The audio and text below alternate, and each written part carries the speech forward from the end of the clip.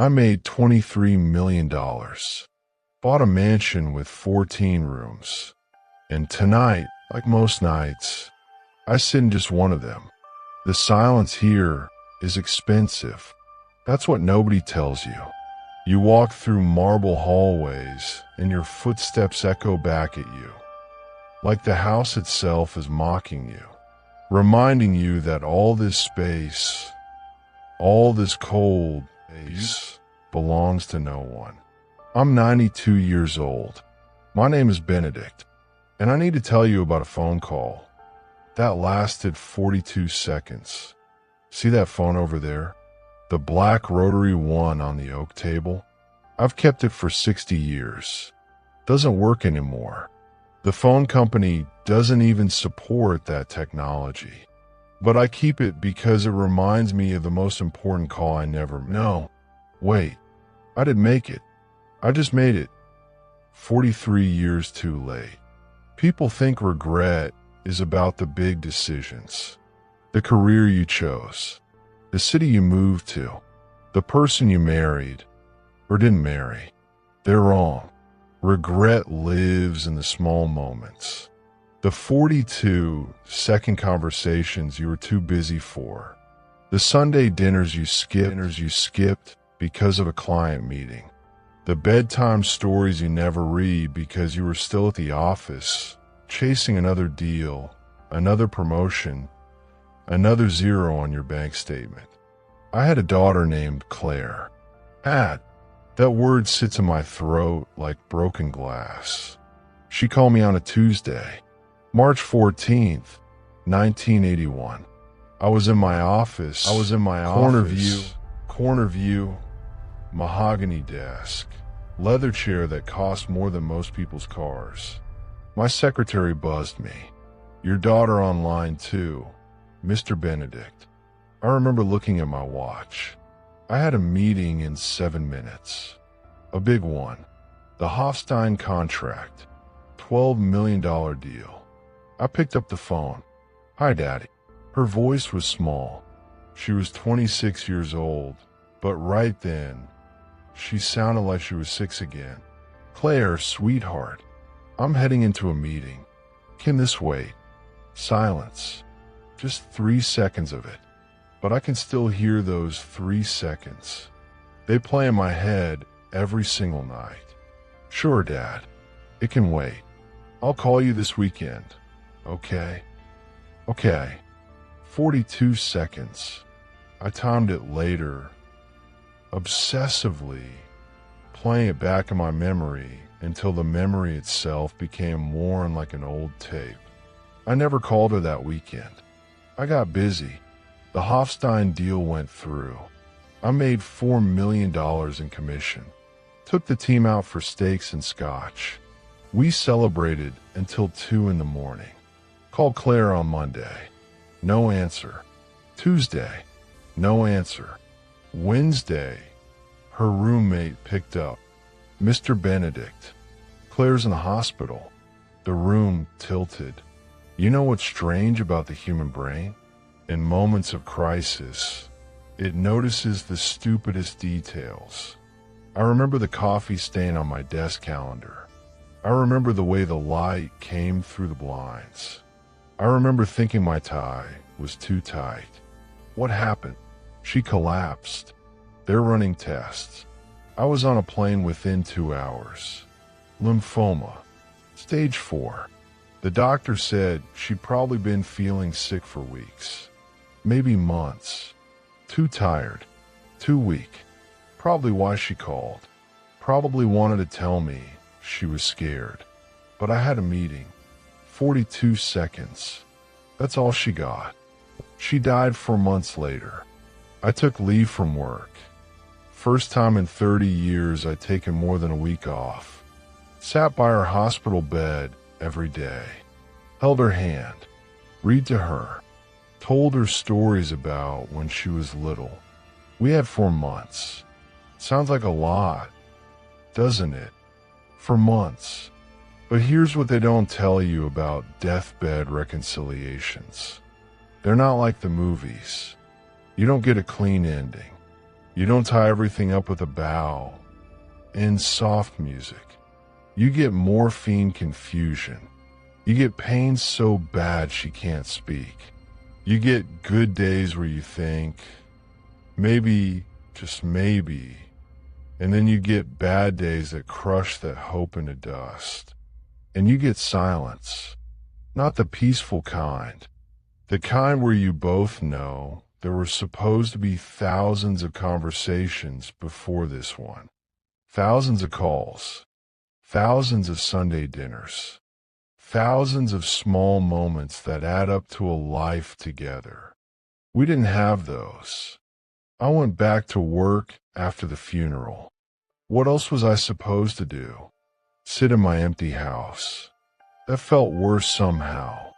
My colleagues were kind, brought me casseroles, sent cards, gave me 2 weeks before they started asking about the Patterson account. Life moves on. Business moves on. I made partner the next year.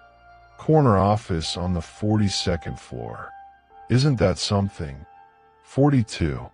Same number of seconds as that call. The universe has a sixth sense of humor. I worked until I was 74. Made more money than 3 generations of my family could spend. Build a legacy. They said, a titan of industry. My obituary's probably already written somewhere. They'll call me successful. They'll be wrong. You want to know what success looks like? I'll tell you. It's knowing your daughter's favorite color. Not guessing. Knowing. Because you were there when she discovered it. It's being the person she calls first. Not because she has to, but because she wants to. I didn't know those things. I knew her birthday. I knew her address. I knew her social security number because I paid for her college. But I didn't know her. And here's the thing that keeps me up at night. The thing that sits on my chest like a stone. She wanted me to know her. That call, that 42-second call, that was her trying. How many times did I teach her that everything was more important than she was? I didn't mean to teach her that. I loved her. God, I loved her. But love without time is just a word. It's, I love you, sweetheart, but I'm heading into a meeting. My wife left me in 1994. She said something to me when she left. She said, Benedict, you already left. 20 years ago. I'm just making it official. She was right. I left my family long before they left me. I chose a leather chair over a dinner table. Chose a mahogany desk over a daughter's dance recital. Chose silence in a 14-room mansion over noise in a home. And now, here I am, 92 years old, wealthy beyond measure, and completely, utterly alone. A hospital wing, a research laboratory. People thank me, call me generous, philanthropic. They put my name on plaques. But here's the truth. I wasn't being generous. I was trying to purchase absolution. Doesn't work that way. You can't buy forgiveness from someone who's gone. You can't donate your way out of regret.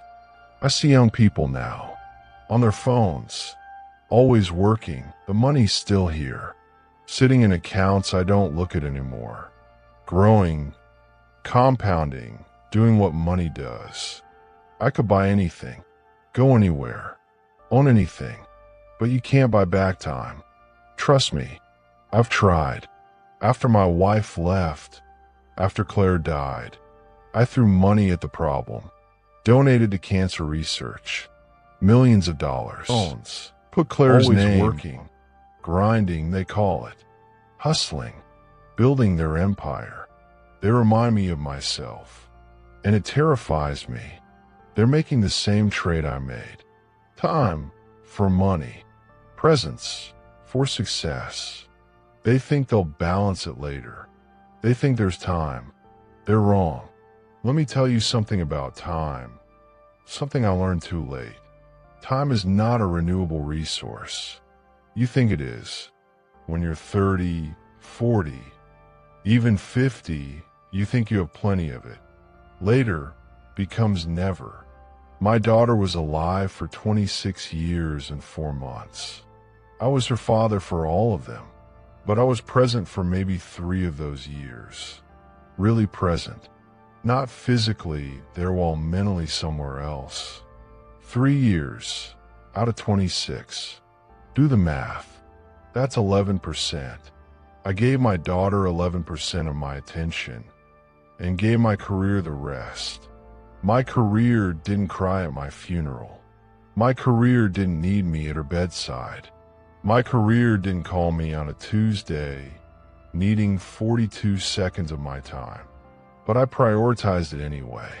You know what I think about now? The small things. I think about the piano recital I missed when she was 9. I promised I'd be there. Got stuck in a client dinner in Chicago. Sent flowers. She kept them in her room until they rotted. I think about her wedding. She got married when she was 23. Small ceremony. Didn't invite me. I found out 3 months later from her mother. That one hurt. I won't lie. But whose fault was it, really? You teach people how to treat you. I taught my daughter that I was optional, that I was busy, that everything else came first. She learned the lesson well. I have a question for you, and I want you to really think about it. What are you trading your time for? Because you're trading it right now. Is it worth it? I thought mine was. The corner office, the awards. I thought I was building something important. I was. Just not what I thought. I was building a tomb.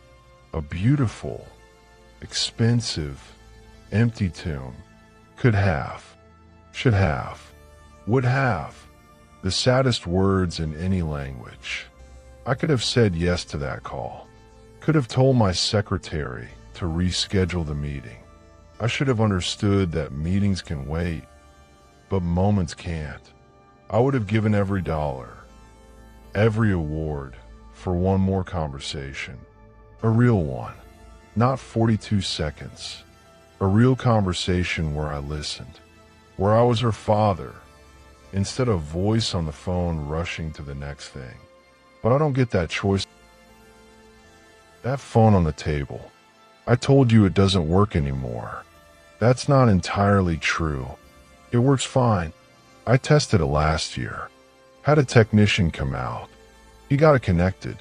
Said it was a beautiful piece of equipment, built to last forever. I keep it unplugged because who would I call? Everyone's gone now. My wife remarried. Died 6 years ago. Husband was with her at the end. They had 18 good years together. She got the version of partnership I never gave her. I'm happy for her. I mean that. She deserved better than me.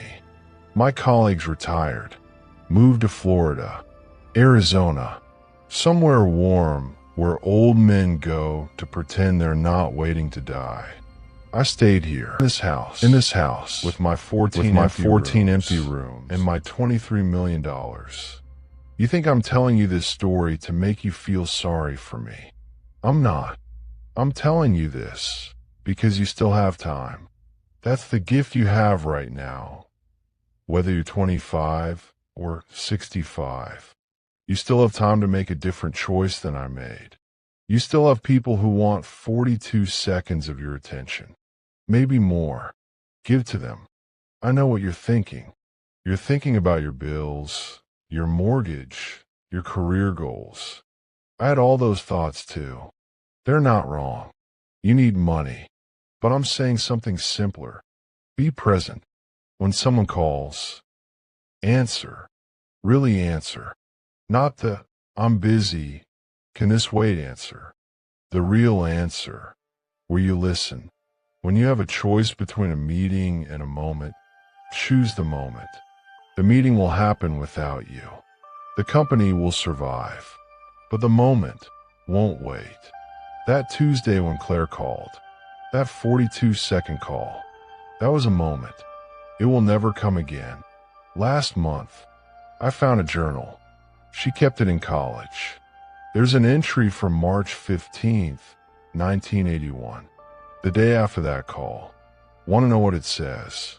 Called Dad today. He was busy. He's always busy. I wanted to tell him I've been feeling sick. Tired all the time. Scared something's wrong. But he had a meeting. I'll try again later. She never did try again. Maybe she felt like a burden. Maybe she learned what I taught her, that her father's time belonged to everyone, except her. I read that entry 50 times, memorized every loop of her handwriting. 7 minutes. That's all it would have taken. 7 minutes to say, tell me what's wrong. 7 minutes could have changed everything. She might have gone to the doctor sooner, caught it earlier, had a chance, but at least she would have known. She would have known her father cared, that she was more important than the Hofstein contract. She died not knowing that. That's the part one can't forgive myself for, that I let my daughter die, thinking she wasn't important enough. So here I am, 92 years old, staring at a phone that works but has no one to call, living with a regret so heavy it's got its own gravity. I don't want this for you. I don't want you sitting in an empty house in 50 years, doing the math on money's still here, sitting in accounts I don't look at anymore, growing, compounding, doing what money does. I could buy anything, go anywhere, own anything, but you can't buy back time. Trust me, I've tried. After my wife left, after Claire died, I threw money at the problem, donated to cancer research, millions of dollars, put Claire's name on.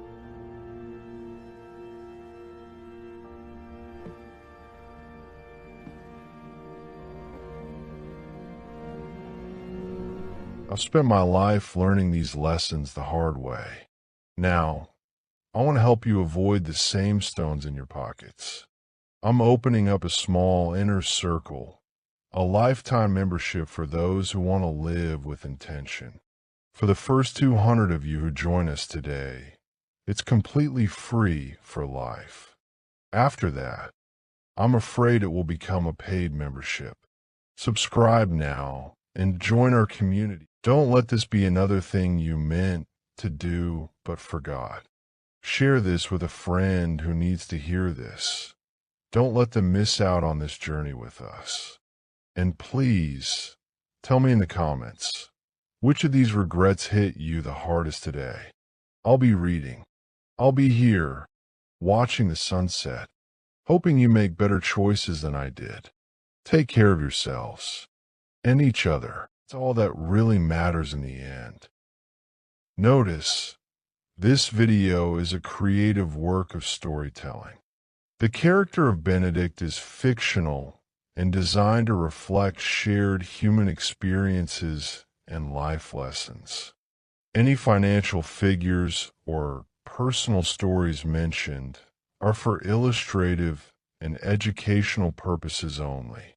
This content does not provide professional financial, legal, or mental health advice.